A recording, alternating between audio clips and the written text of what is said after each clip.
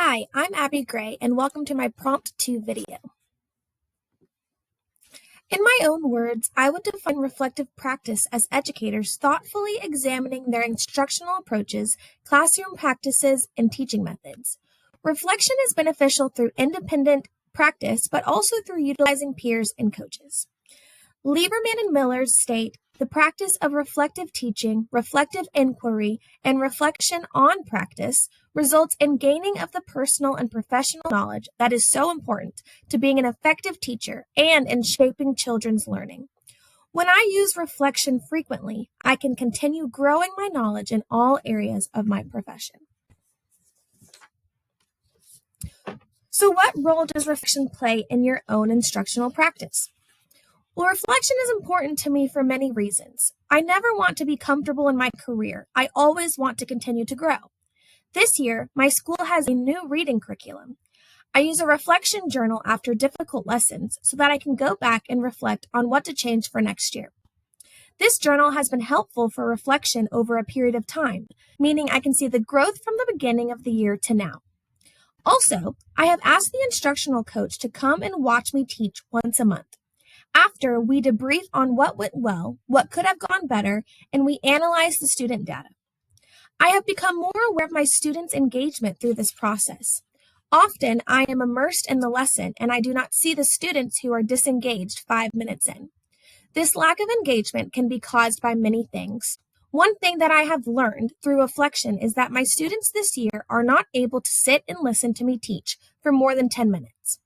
Now that I know that, my lecture time is shorter and the collaboration and guided practice time has been extended.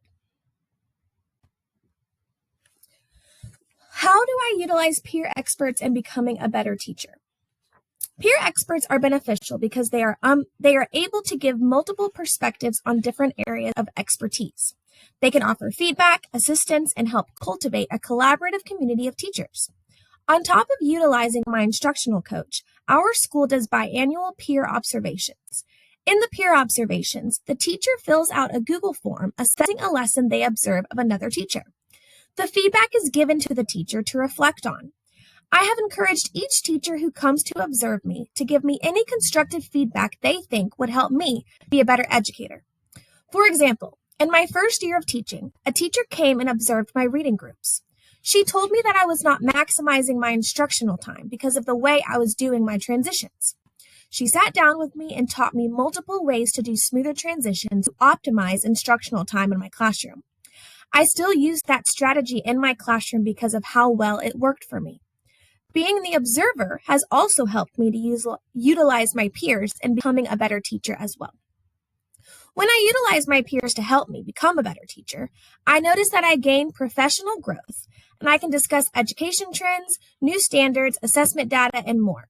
This helps me to see a fresh perspective and gain new insights. As an educator, I am constantly learning new things. This allows me to build my prior knowledge of what is successful for my students and what is not. When I give a lesson and analyze the student data that is produced, was it effective? Did students show growth? If not, this leads to me personalizing instruction and leaning on differentiation tools to help students achieve academic success. The lesson that I'm recreating was a context clues lesson, focusing on understanding unfamiliar words using synonyms. This lesson was taught at the beginning of the year. Our district adopted this new curriculum, which is a scripted curriculum, so it was unfamiliar to teach at this time. Due to the newness of the curriculum, our county is requiring us to teach it with fidelity. This lesson was unsuccessful due to a lack of engagement and little to no movement. This lesson is mostly a lecture-style lesson with a few turn-and-talk opportunities. These are screenshots of the lesson that was taught. As you can see, it is scripted. The lesson is broken up into 3 different sections.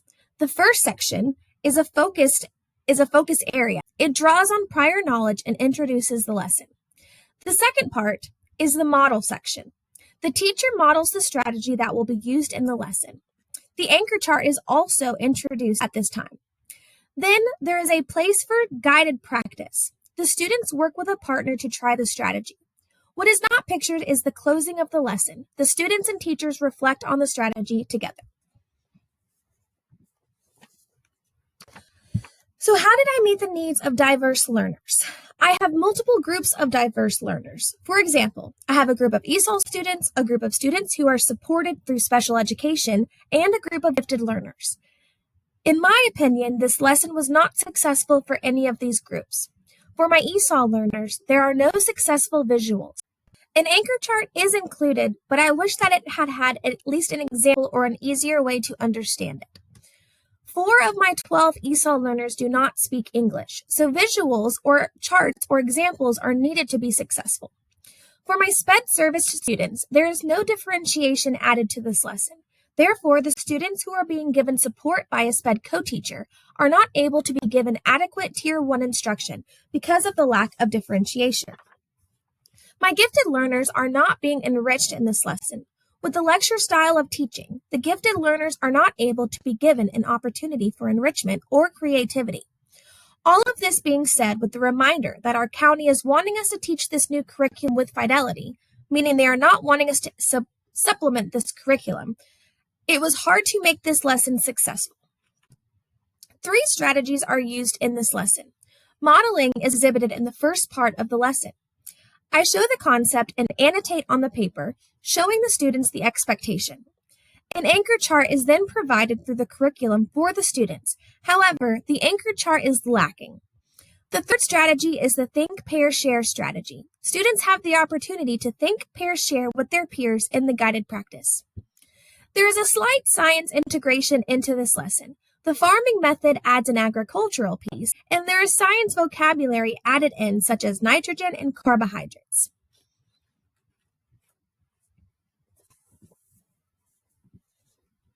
The lesson was revised to accommodate all learners. For example, the core structure of the lesson stayed the same due to the scripted curriculum. However, I added in specific changes for my ESOL students, gifted learners, and SPED students.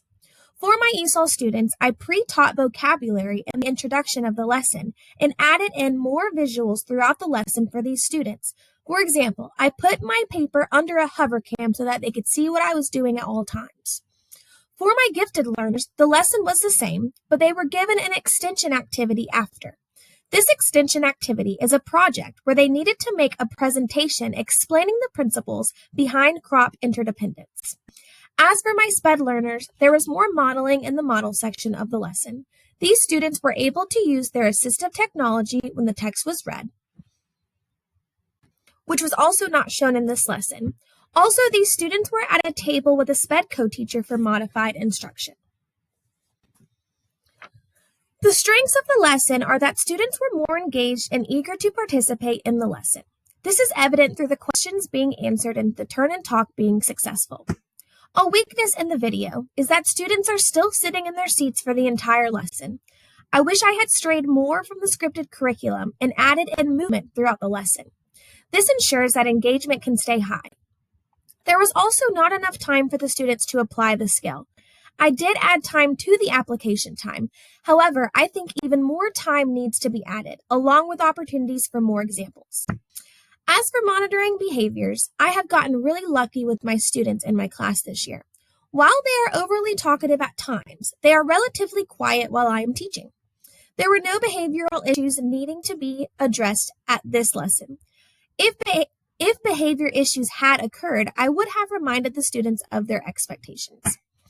And when students were taking the time to independently apply the skill and then checking with their peers, I walked around monitoring. I was observing their success and checking in with students who needed extra prompting.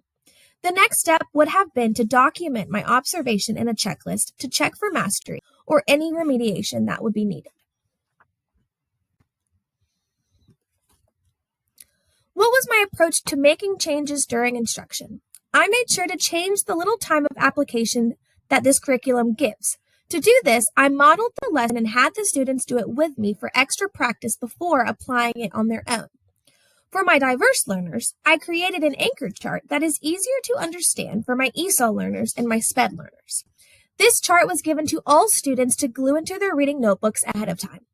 Also, I adapted the text to a lower level for my SPED learners and had them at a small group table with my SPED co-teacher.